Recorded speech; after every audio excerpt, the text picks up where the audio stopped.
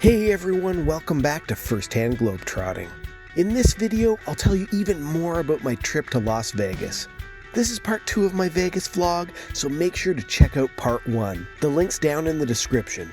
But as a quick summary, I talked about sleeping in a New York City skyscraper, losing a little bit of money in the casino, walking up and down the Vegas Strip, saying hello to some flamingos, filling up on buffet food, riding the world's tallest Ferris wheel, seeing a water show, seeing a fire show, seeing the bright lights and wild nights, seeing all of the unusual and unexpected things on the Strip, hanging out with dolphins, relaxing with some white lions, having sharks swim over my head, taking a roller coaster ride, and a bunch more stuff.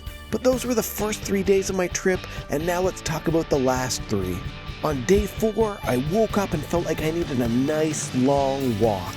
So I figured the best way to do that would be to walk from one end of the Vegas Strip all the way to the other.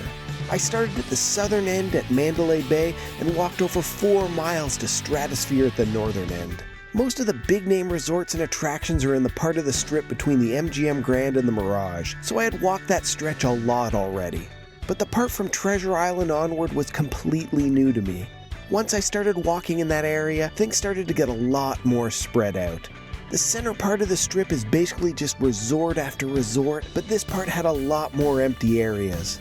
There's lots of walking to do on the Strip, but at least the center part has tons of stuff to see and hear and do along the way. This part just seemed really quiet and empty, which I didn't expect to find anywhere on the Strip. I did see the famous Circus Hotel along the way. It was kind of weird seeing this big circus tent and clown out by itself with really nothing else around it. I was definitely happy I stayed where I did, since this part of the Strip didn't look nearly as fun. But you know you're getting close to the end when the big tower of the Stratosphere starts getting closer. One really cool thing about the north end of the Strip is that there's a bunch of those tiny little wedding chapels that Vegas is so famous for. So if you're looking for a quick Vegas wedding, then maybe staying out by the Stratosphere would be perfect for you. But finally, my walk was done and I made it all the way to the Strat. I made sure to stop for a minute to look up to the top of the Stratosphere to see the people riding the ride up there. Since I was already so far down the Strip, I figured I may as well hop onto a bus and go a few more miles to downtown Vegas. I always think of the Strip as Vegas, but it's actually outside of the city. The original old-fashioned Vegas is down on Fremont Street. It's got some of the old-fashioned casinos you may have heard of, like the Golden Nugget, Four Queens, Binion's, the Plaza, El Cortez, and the Golden Gate. After being on the Strip with all the massive resorts, I was surprised by how small the Fremont Street casinos were. But they were actually just about the perfect size, since it let them all be crammed into a few blocks of Fremont Street. Plus, there's a huge video screen over top of the road that doubles as a roof. I thought it made for a really great layout. Fremont Street was kind of a central party hub for all of the casinos. They call the whole area the Fremont Street Experience. Remember in the last video where I talked about how the Strip had all these little signs of the adult nature of Sin City everywhere you go? Well, Fremont Street seemed to turn that up a notch, and it's a little more in your face. Instead of showgirls posing for pictures, you have performers in whips and leather. And there were definitely a lot of other people wearing as close to nothing as possible. But there were some more family-friendly street performers too, like magicians. I don't think I saw a single street magic show on the Strip, but they were all over Fremont. Another thing I noticed on Fremont was that they seem to have a lot of food deals to try to get you into the casinos. The days of casinos on the Strip having cheap meal deals is pretty much gone, but it seemed to be alive and well on Fremont. I think just about all of them had some sort of prime rib special. Oh yeah, and there's a giant slot machine that you can zip line out of. It's called Slotzilla, and it's so perfectly Vegas.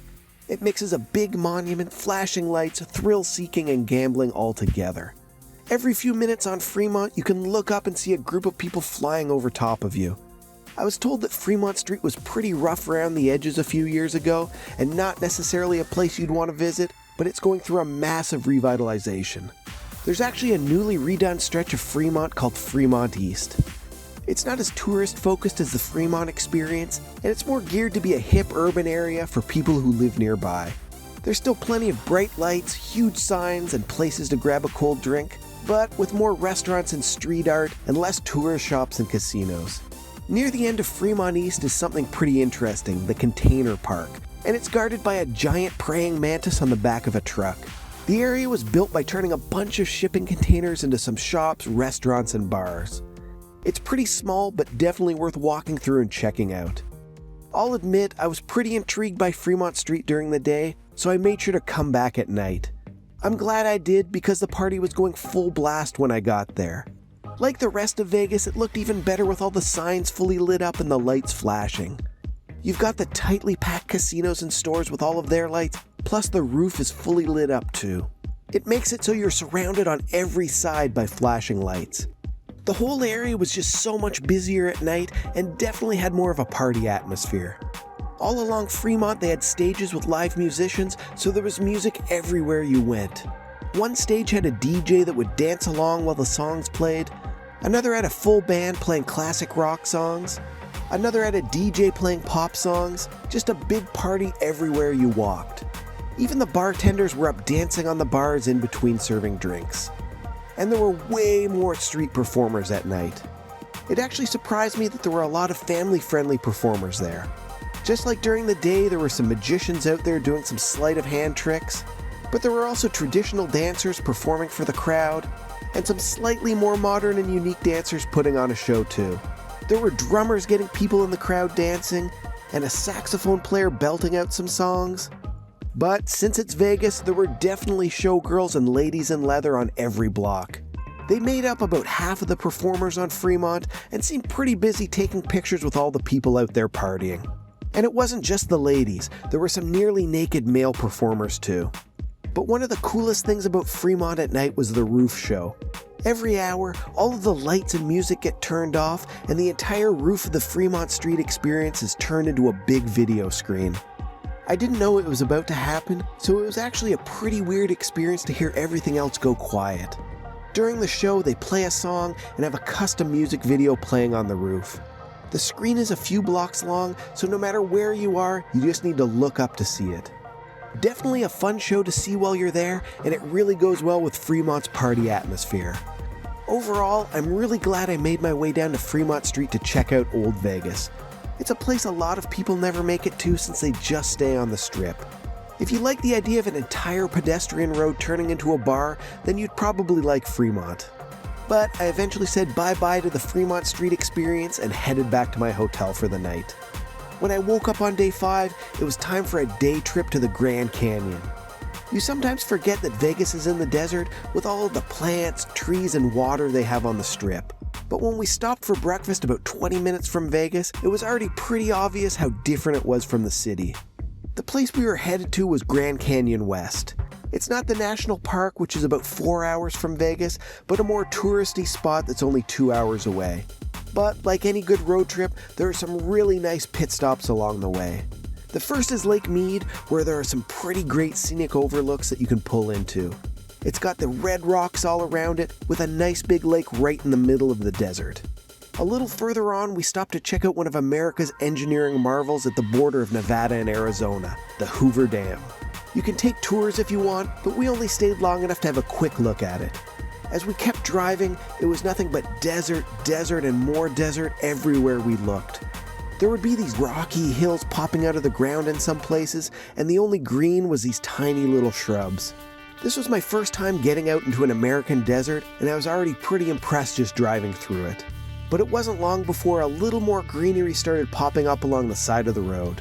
The road to Grand Canyon West goes through a huge Joshua tree forest. We took a break to pull over and walk through the forest. It was my first time seeing Joshua trees in person, and it was pretty neat seeing how they just pop out of the flat emptiness of the desert. A little while later, there was another amazing lookout with Joshua trees all around and a picture-perfect hill in the background. As you can probably tell, I was pretty awestruck by the entire desert experience, and I wasn't even at the highlight of the trip yet. But we finally got to Grand Canyon West, and I was ready to see the main attraction. As I said earlier, Grand Canyon West is way more touristy than Grand Canyon National Park and is pretty much built for Vegas tourists. If you're expecting to pull right up to the canyon, it doesn't really work like that. You come up to a big white tent that's not really near anything. Inside, you buy your ticket to Grand Canyon West. And it was actually surprisingly expensive even for just the basic entry ticket.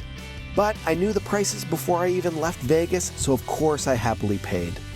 You go around back, hop on a shuttle bus, and get taken over to the sights. When the canyon started coming into view on the bus, I knew the long drive was completely worth it.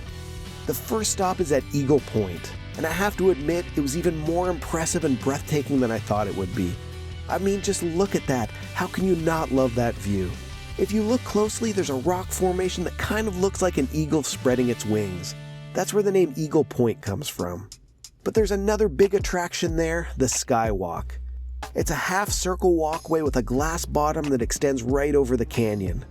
It costs extra and you can't take cameras out there, but it was a pretty cool experience looking straight down towards the bottom of the canyon.